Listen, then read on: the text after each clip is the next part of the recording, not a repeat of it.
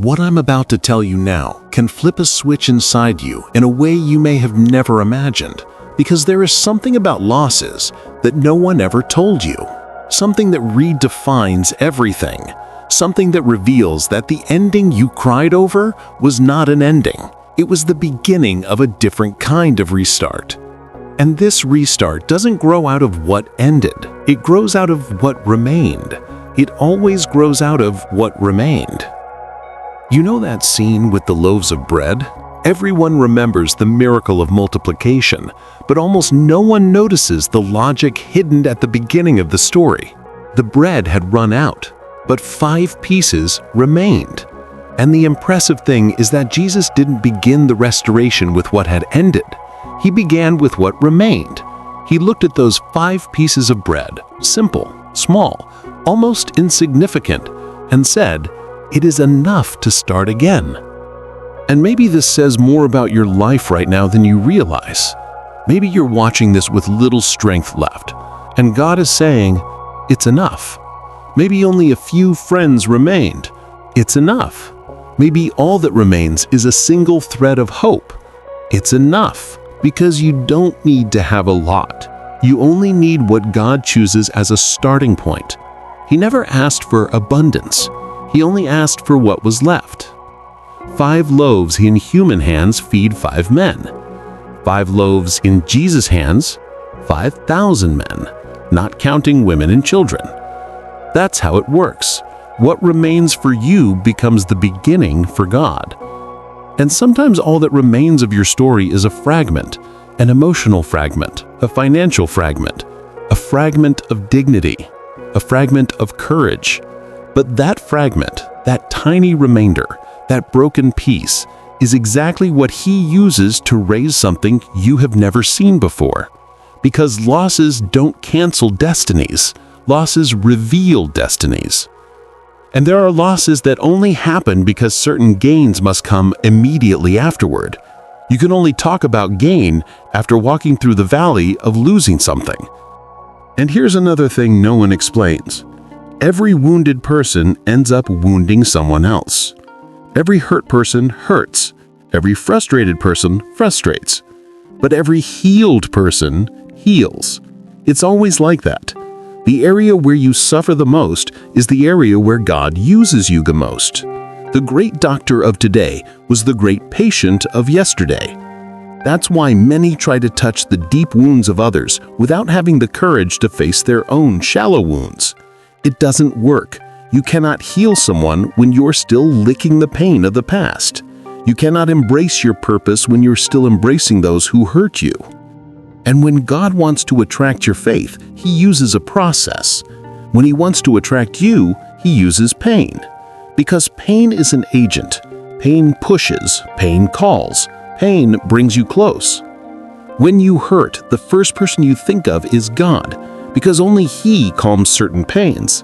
Pain moves you to the only place where you find rest. But here comes a detail that changes everything. Because every time you feed your pain, you stop living your purpose. But every time you live your purpose, the God of purpose heals every pain you carry. And yes, it is impossible to grow without pain. The problem is that many want to grow comfortably. But there is no comfortable growth. All growth hurts. The greatest leaders in history were born inside the womb of pain. Pain is a sign of life. The intensity of pain reveals the greatness of your calling. The more pain you feel, the more answers you carry. The more pain you feel, the closer you get to God. Pain activates. It unlocks things that were stuck. Remember Moses? He had a strange habit, striking whatever was in front of him. He struck the Egyptian, he struck the sea, he struck the rock. But when God told him to speak to the rock, he hit it instead, not because he needed to hit it, but because last time hitting had worked. And that is the problem for many people, continuing to do what works, even when it is no longer right. The secret is not continuing what works, it is doing what is right. Moses had a staff in his hand, but his mind was unbalanced. And even when everyone drank, even when the people were happy, even when it looked like it worked, God disapproved. Because you can please everyone and displease heaven. And pleasing heaven is what really matters. But there's a detail about that rock almost no one notices. Moses struck it on the outside, but he couldn't dry the source that was inside. This revelation changes everything, because maybe people are striking you right now. Words, attitudes, betrayals, rejection. But they can't dry the source God placed inside you. Every blow, instead of destroying you, activates more water, more life, more purpose. The more they hit you, the more you produce. It's as if Moses, without realizing it, was pronouncing a sentence on himself. Because when a judge gives the final verdict, he strikes the gavel. And the gavel is made of wood. The staff was also wood. Moses' blow was his own sentence.